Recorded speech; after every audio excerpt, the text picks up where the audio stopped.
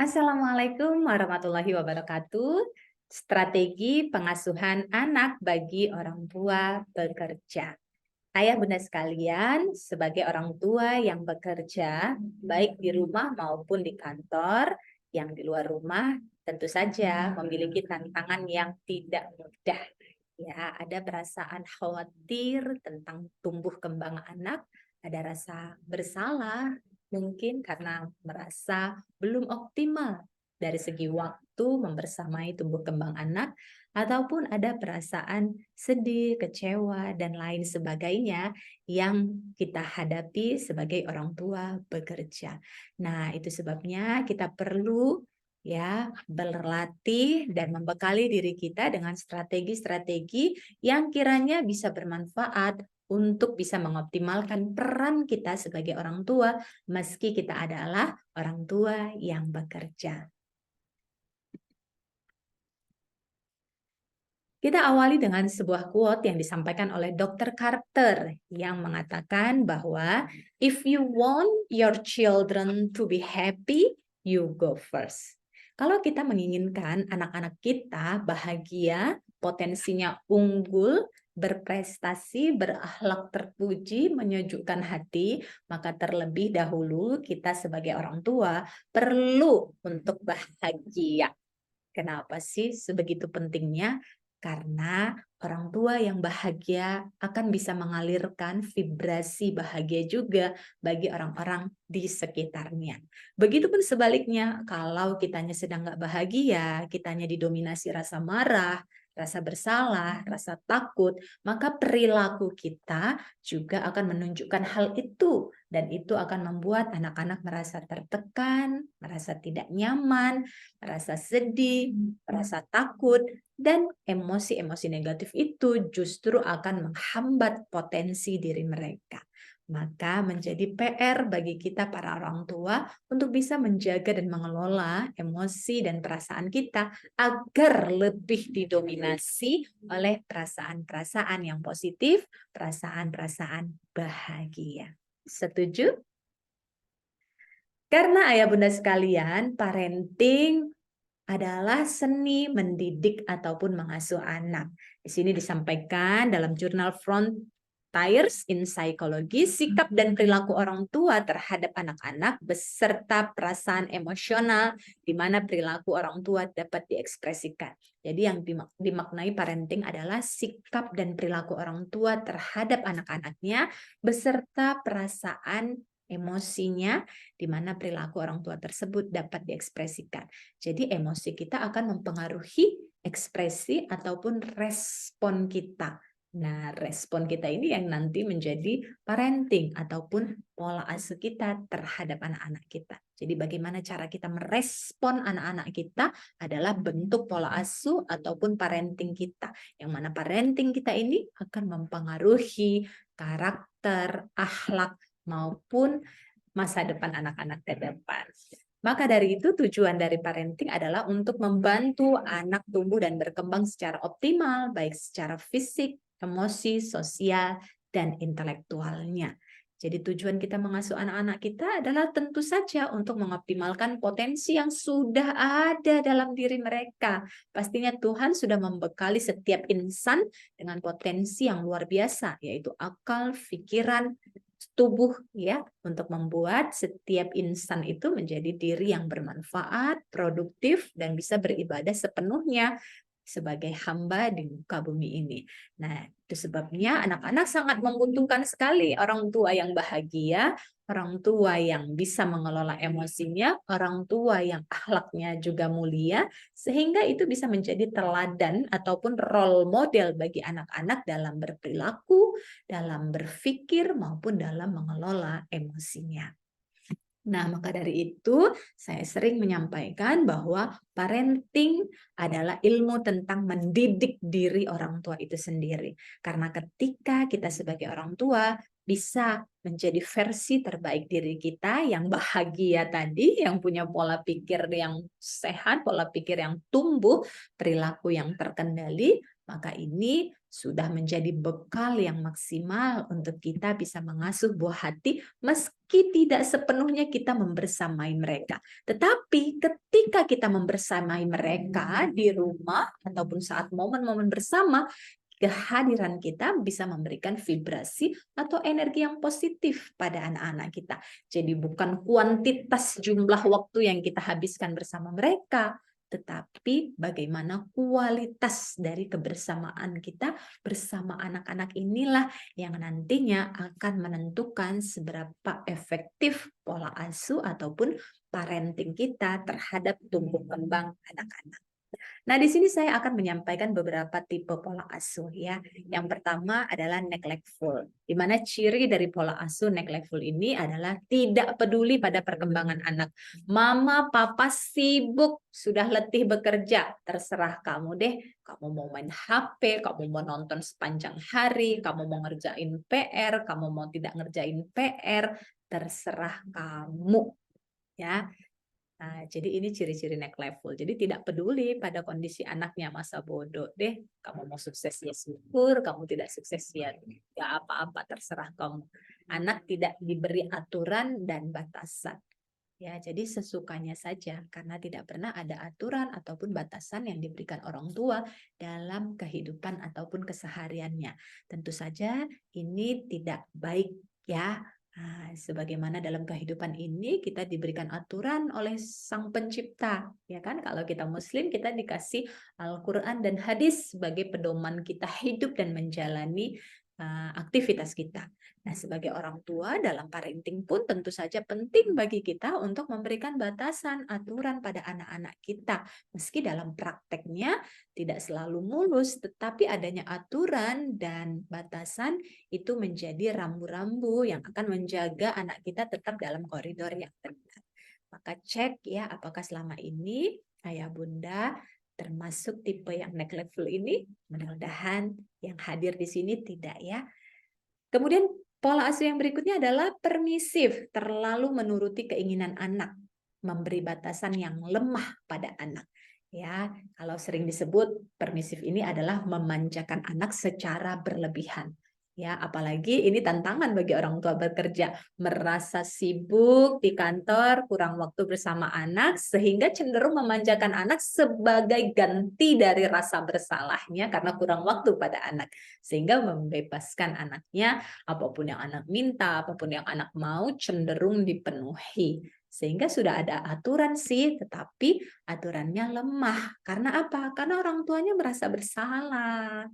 Ya, aduh ya sudah deh, karena bunda, ayah selama ninggalin kamu, ya udah apa yang kamu mau dituruti.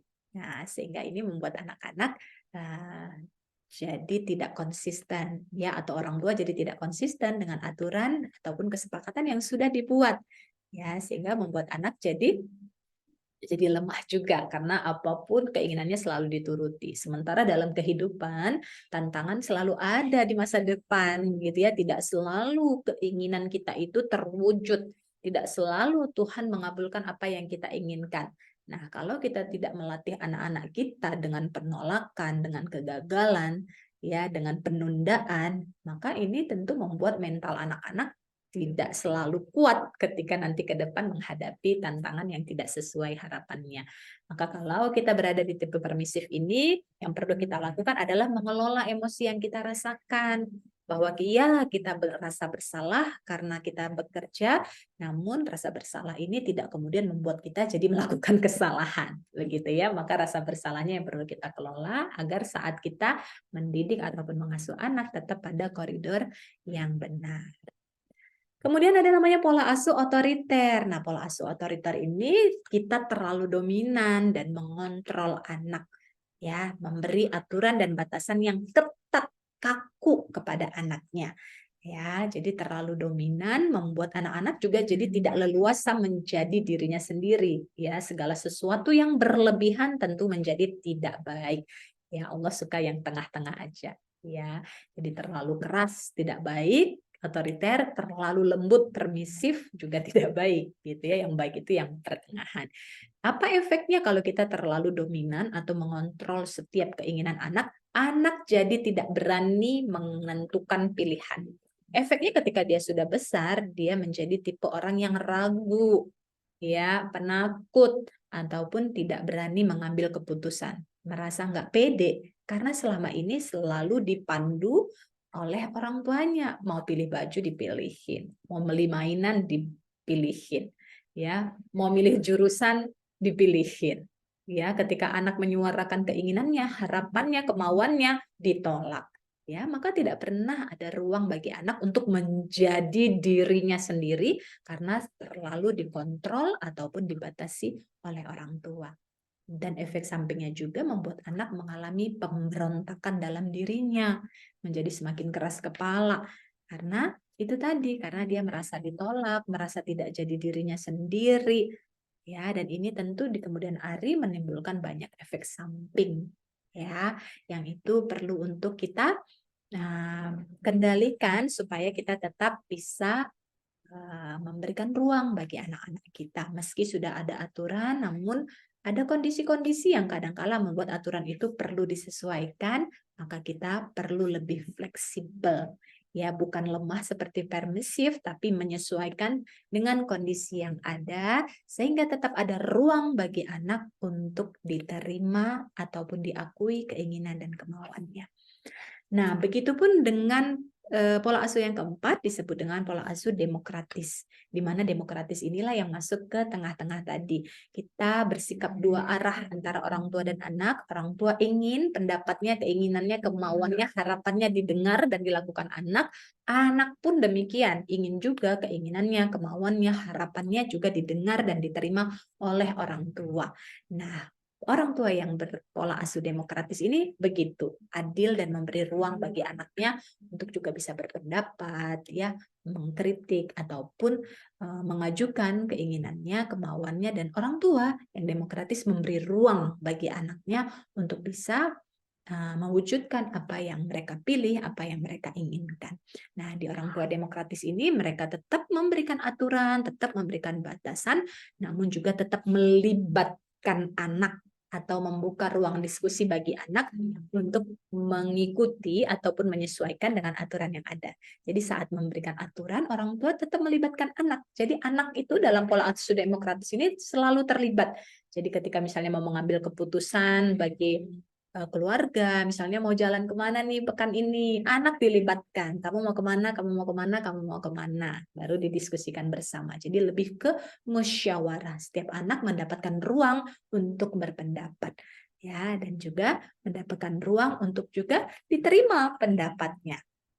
Jadi tidak selalu pendapat orang tua atau kemauan orang tua saja yang dituruti, tapi setiap anak juga mendapat ruang untuk menjadi dirinya sendiri. Dan ini tentu saja sangat baik bagi tumbuh kembang anak karena mereka akan merasa berharga, merasa diakui, merasa dicintai, merasa pendapat, ide, kemauan, perasaannya itu diterima oleh orang tuanya dan itu tentu saja meningkatkan konsep diri ataupun kepercayaan diri anak.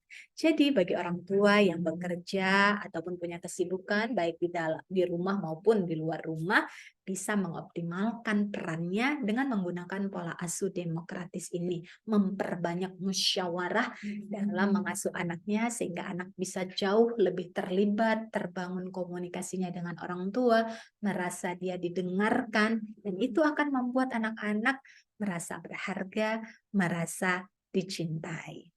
Nah, dampak dari pola asuh tadi tentu saja ada gitu ya. Di antaranya akan mempengaruhi konsep diri anak. Apa itu konsep diri anak? Cara anak menilai dirinya.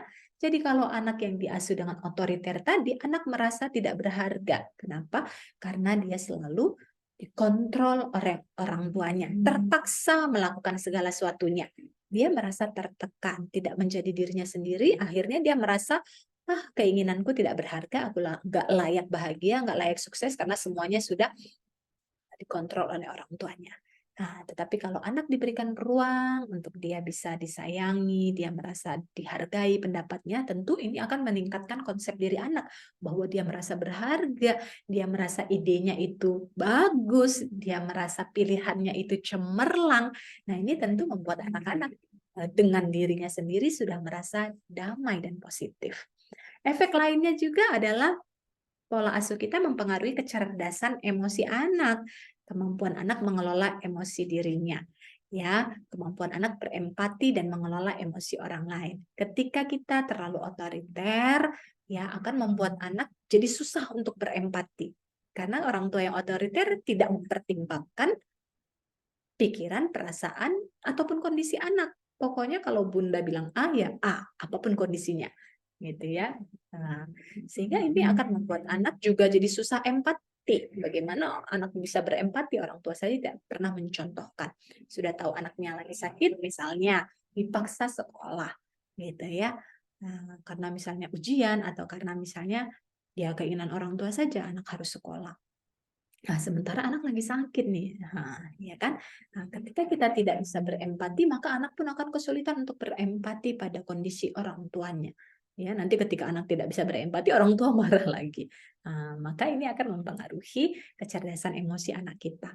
Ya, kalau kita bisa menghargai, menerima perasaan anak kita, anak kita pun demikian. Dia juga jadi lebih bisa menghargai dan menerima perasaan ataupun kondisi orang tuanya. Ya, begitupun ketika misalnya anak kita lagi marah, ketika anak kita lagi sedih, ketika anak kita lagi terluka hatinya habis kita marahin misalnya. Bagaimana cara kita bereaksi? Nah, kalau misalnya kita bilang jangan marah, jangan nangis. Nah, bodoh Kak, apa? Kamu bodoh, kamu gitu aja nggak bisa. Nah, statement-statement ini akan membuat emosi anak terluka. Dan lantas kalau sudah terlanjur terluka, apa yang dilakukan? Apakah kita balut lukanya atau kita biarkan saja seolah-olah tindakan kemarahan kita itu pantas kita lakukan? Nah, ini akan mempengaruhi cara anak juga dalam bereaksi atau merespon ketika ada masalah dalam kehidupannya. Nah, kalau kita sebagai orang tua, cerdas emosinya ketika kita marah dan kita mengakui bahwa tadi mama keceplosan, mama tadi ke bawah marah, mama minta maaf, mama salah, maafin mama. Nah, ketika kita bisa menunjukkan sikap tersebut, anak pun akan belajar. Oh iya, kalau mama marah, mama minta maaf dan mengakui kesalahannya. Maka anak pun akan belajar, oke, sebagai manusia pasti juga bisa melakukan kesalahan. Kalau saya marah, terlanjur bentak mama, nada tinggi ngobrol ke mama, maka saya pun akan minta maaf ke mama dan mengakui kesalahan saya. Anak belajar dari cara kita mengelola emosi. Termasuk kalau kita lagi sedih, apa yang kita lakukan, misalnya kita tenang, kita sholat, kita berdoa, kita mengaji, anak pun akan meniru itu. Kalau dia sedih, dia akan melakukan itu karena dia meneladani orang tuanya. Begitupun kalau kita marah, apa yang kita lakukan? Banting barang, berkata kasar, mukul, teriak. Nah, maka anak akan meniru. Karena yang dia lihat kan orang tuanya pertama sekali.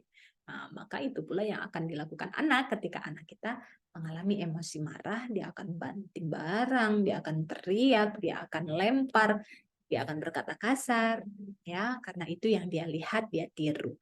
Maka kalau kita ingin mengubah pola anak dalam bereaksi, maka terlebih dahulu tadi ya, kita ubah dulu dong cara kita bereaksi. Kalau kita marah, yang kita lakukan adalah diam, seperti yang dianjurkan Nabi, apabila kamu marah, maka diamlah. Lakukan sikap diam, misalnya kita kesel atau marah ke anak, diam, tarik nafas panjang, minum air putih, ubah posisi ke lebih rendah, dari berdiri jadi duduk, tarik nafas panjang, tenangkan diri kita dulu. Kelola emosi kita yang marah jadi tenang dulu.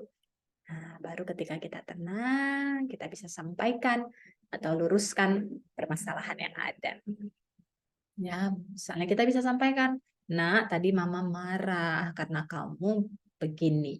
Nah, menyampaikan bahwa kita marah itu boleh, tapi perilaku marah itu yang tidak boleh gitu ya. Jadi emosi itu boleh hadir, tetapi perilakunya yang itu tidak boleh. Ya, jadi kalau marah kemudian berkata kasar, kata kasarnya itu yang tidak boleh, tapi marahnya boleh. Maka marah ini perlu dikelola dengan tadi kita tenang, tarik nafas, minum air putih, atau mengubah posisi yang tujuannya untuk membuat fisiologis maupun psikologis kita menjadi lebih rileks, menjadi lebih tenang. Nah, baru kemudian kita bisa bereaksi dan pasti hasilnya akan berbeda dibanding ketika kita langsung bereaksi pada saat marah. Anak pun akan melihat perubahan sikap kita itu dan tentu saja itu akan membuatnya mendapatkan informasi baru. Oh, sekarang mama kalau marah lebih tenang ya. Nah, dia akan belajar hal baru dan itu akan membuat juga terjadi perubahan pada sikapnya. Jadi perubahan pada orang tua akan mendorong perubahan baik pula pada anak-anak. Kemudian apalagi efek dari pola asuh akan mempengaruhi akhlak anak, cara anak berperilaku tadi ya. Anak meniru apa yang dia lihat, dengar, rasakan dari orang tuanya. Maka ketika kita bisa memperbaiki cara kita berperilaku kepada anak kita, maka anak pun akan memperbaiki perilakunya. Insya Allah semakin baik cara kita merespon anak, lebih lembut, lebih tenang, lebih mau mendengarkan anak, maka insya Allah akhlak anak kita pun semakin baik dan menyejukkan hati. Demikian untuk sesi yang pertama. Ayah Bunda, kita lanjutkan ya sesi berikutnya di video berikutnya.